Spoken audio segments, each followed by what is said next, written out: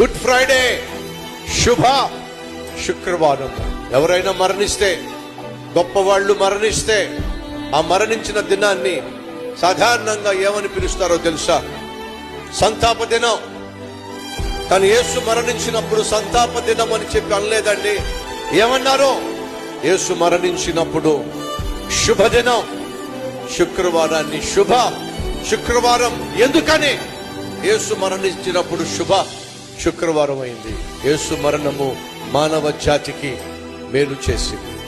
నశించిపోతున్న మానవ జాతి రక్షించబడ్డానికి యేసుక్రీస్తు తన ప్రాణం పెట్టాడు. కాబట్టి మనిషికి మేలు జరిగింది యేసుక్రీస్తు యొక్క మరణం వల్ల. ఏమిటి ఆ మరణం? నీ కోసం, నా కోసం చేసిన త్యాగమే ఆయన మరణం. నిన్ను నన్ను రక్షించటానికి చేసిన బలియాగమే ఆయన మరణం. ఆయన మరణించాడు కాబట్టి నీకు నాకు రావాల్సిన శిక్ష కొట్టివేయబడింది.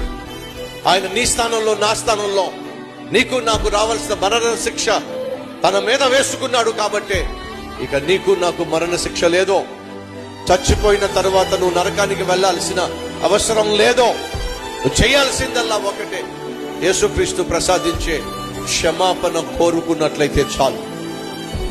యేసు ప్రసాదించే పాప క్షమాపణ నువ్వు పొందుకుంటే చాలు. నువ్వు పరలోకానికి వెళతావు. నువ్వు పరలోకానికి వెళ్ళాలి అని యేసుక్రీస్తు లోకానికి వచ్చాడు.